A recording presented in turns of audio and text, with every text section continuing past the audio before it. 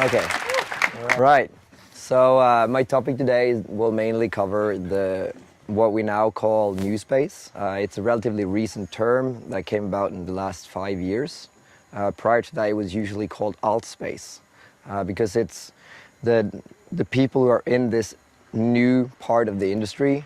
They're not the traditional governments. They're not the traditional organizations that are supported by the military or other means of funding.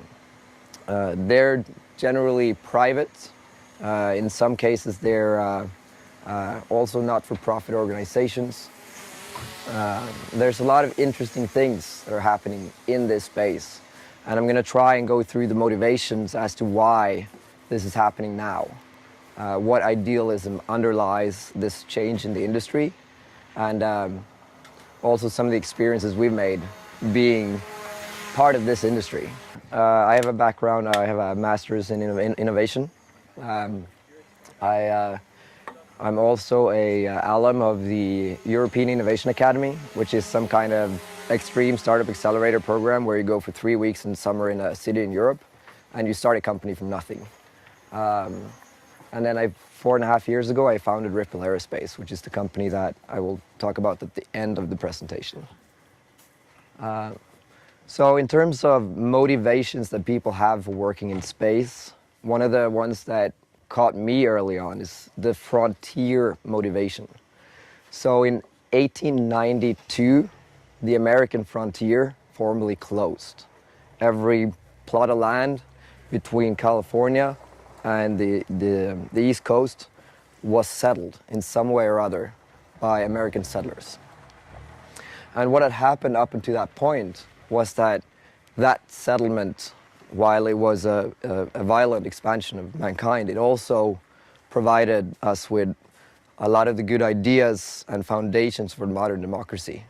Modern technology and all that found its foundation on the frontiers, both in the Americas, both in the North and the South Americas.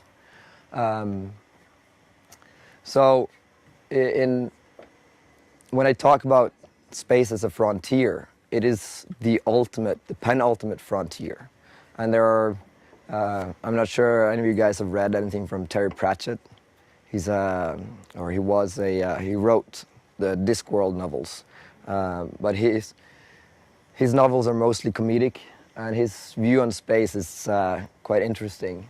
It's space. It's sometimes called the final frontier, except that, of course, you can't have a final frontier because there'd be nothing to be a frontier to.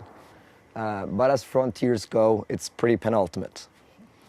It is the last place we will discover. It is the last place, at least conceivably, that humanity will expand on.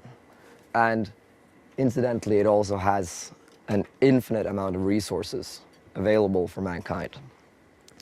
And that's kind of where the next set of motivations come in.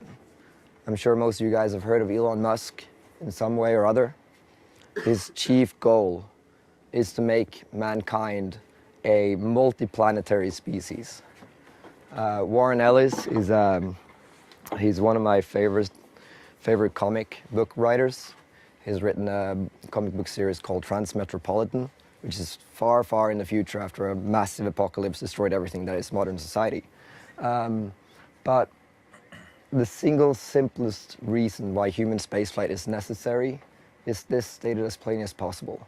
Keeping all your breeding pairs in one place is a retarded way to run a species. And this is true. As long as we stay on this planet, a single cataclysmic event can wipe all of us out in the blink of an eye. That's all it needs for all of us to be gone all at once. If we have a second planet, it's a backup for all of us. And for many, like Elon Musk, that is the chief reason he's doing what he's doing. And why, to many in the industry, why we're doing what we're doing. And then you have, this is what's becoming more normal now, creating this space economy. And it holds a lot of promises because and as Øystein will talk something about what that will mean in terms of both an econometric value, but in terms of what it will mean to mankind, being more than just here. Jeff Bezos, who many of you will know as the founder of Amazon, also runs a company called Blue Origin. And his goal is literally to have 1 trillion humans in space. And that's the only way we could ever support 1 trillion humans, is if we were not just here on Earth. Because the minute you go out into space, you have access to resources that you can't even fathom how much resources there are available just in our own solar system. Because it's so much. And I think you will get a sense of those scales once Øystein is talking. Jeff Bezos has this additional understanding that if we were 1 trillion humans, you'd have so many more brilliant people. It's the more manpower you have, the more likely you will have a larger number of prodigies who will help change the world, like some people are today. So what is the space industry today? In 2015, when we were barely getting started, it was $322 billion US dollars on a global scale. And then this year, or at the end of 2017, it's risen to 348 billion. And that comes from a lot of different industries. And an interesting fact, though, is that the launch industry reduced its revenue in spite of increasing the amount of launches every year. So there are more launches now happening than ever. There was 90 launches in 2017. But the chief reason for this is SpaceX, because SpaceX takes more and more of the launches available in the world. They're so much cheaper than anyone else. A single launch with a Falcon 9 vehicle costs roughly $90 million. And that gives you the possibility of launching around 23 metric tons into space in a single go. The Falcon Heavy is, I believe, 260 million, thereabouts, to launch in a single go. And now you can launch 70 tons, roughly, in a single go. So now we're starting to see scales that we haven't seen since the 60s. The Saturn V vehicle, the one that sent men to the moon, could launch 150 tons in a single go. We haven't had a rocket as powerful as that since, must be 1988, when the Russians shuttered down the Energia vehicle, which was a massive, massive vehicle that was the competitor to the space shuttle. So what's interesting, though, in the new space part of that is that in the past 5 years, 1,000 satellites were launched. In 2014, the number of active satellites were 1,600 satellites. Now that number is closer to 2,500, or getting closer to that.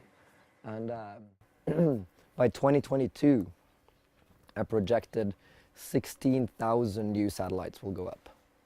And by 2025, that number will have reached 25,000 satellites.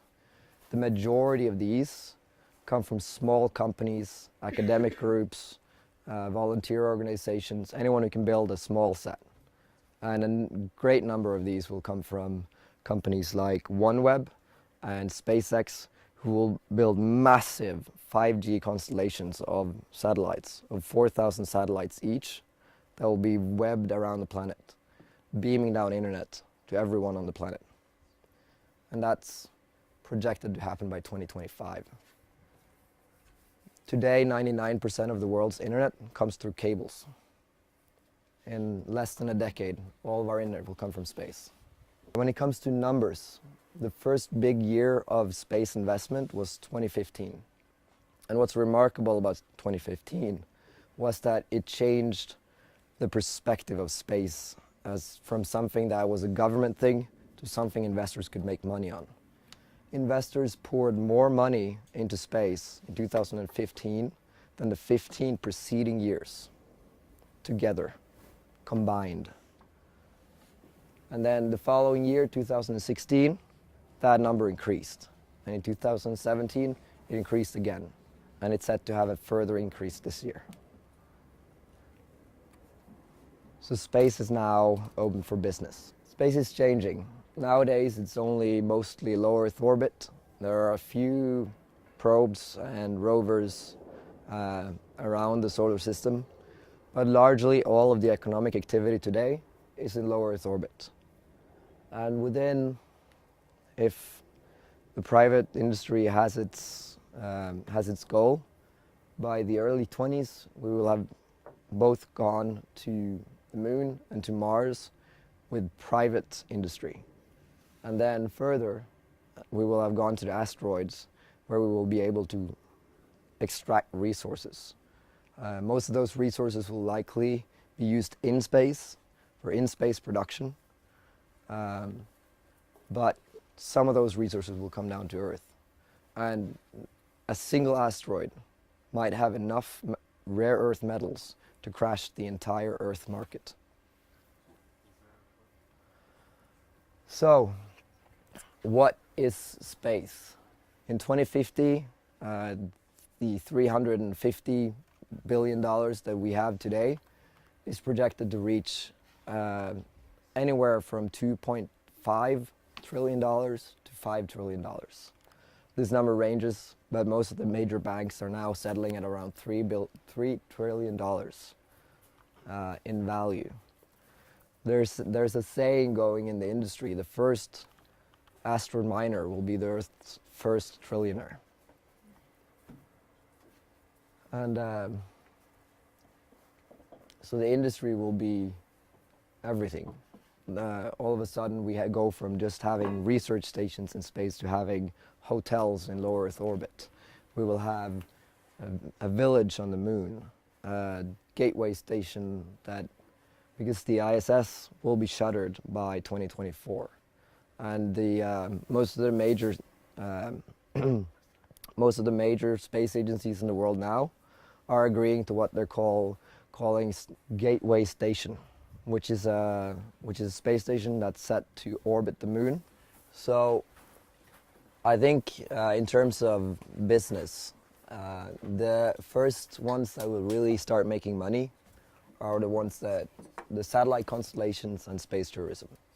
Space tourism is actually really close. There's two companies that might start taking tourists to space within this year or the next. One of them is Blue Origin, Jeff Bezos. Their vehicle has been in testing successfully for over 2 years. The other one is Virgin Galactic.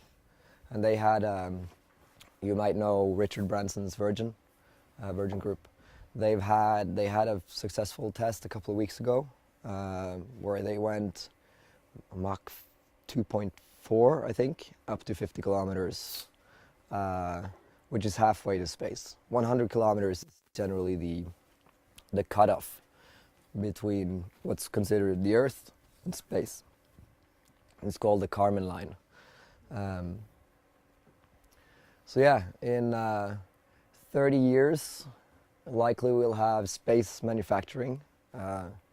We'll have many more orbital activities. We'll likely have around 1,000 people or more who live and work daily in space. Simply because privates are now making it possible. One of the most interesting companies that I like is a company called Ripple Aerospace. And what they've devised is a inflatable space station. It's built from Kevlar, and it's launched as this little compact thing. And the minute it gets into space, it inflates into 330 cubic meters of space, which is really amazing. And that's probably the first space hotels will probably be based on Bigelow modules. And Bigelow is known for building hotels before, so yeah. Eventually we'll start doing colonization. Whether or not Elon Musk manages to reach his goals of the early to mid 20s for the first man on Mars remains to be seen. Elon likes to make lofty promises and meet them later. That's fine, as long as he meets them. Resource extraction and space manufacturing which are intrinsically linked into how we can actually expand this into a $5 trillion economy. Because if you can take the resources in space and use them directly where they are, it's way cheaper than sending them down on Earth. Yeah, so who are we? Ripple, or Ripple Aerospace. We're a Norwegian company. We got initially founded in January 2014. We got incorporated in May 2016, and then we got funded by a few different branches of the Norwegian government between December 2016 and August 2018. So we've gotten about $225,000 in funding from a few different government institutions. So our goal is to take the space transportation from single units, land-based approach to a shipping model of space, going from truly single unit loads to massive multi-unit loads. That is the paradigm that we seek to change. And the way we're going to do this is by launching the rockets from the water. We were supposed to have a launch this weekend. We didn't quite make that goal, simply because we've had several issues with suppliers. It's generally the suppliers that disappoint us, not so much we disappoint ourselves. But in Easter this year, we had our first ocean-going tests. So we confirmed that we can tow a rocket, we can flip a rocket, we can purge. So the system that we're using is there's actually two components. It's a rocket and a ballast tank, and these go together.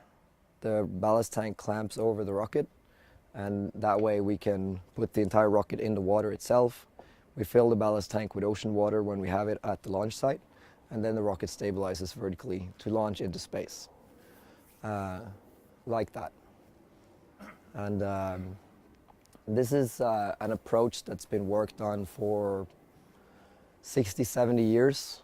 A lot of American research has been done. Most of that research ended in 1983, when the last rocket was tested. It was a rocket called the Dolphin. It was a U.S. Navy test, actually. And they actually managed to launch one of those rockets almost all the way to space. But then they had an error, and then there was no space for a private market at the time. Private funding wasn't anywhere to be found for anyone working in space. And it's only now that that's starting to change, that the private funding is becoming available, that investors are looking at space and seeing, oh shit, there's actually something here.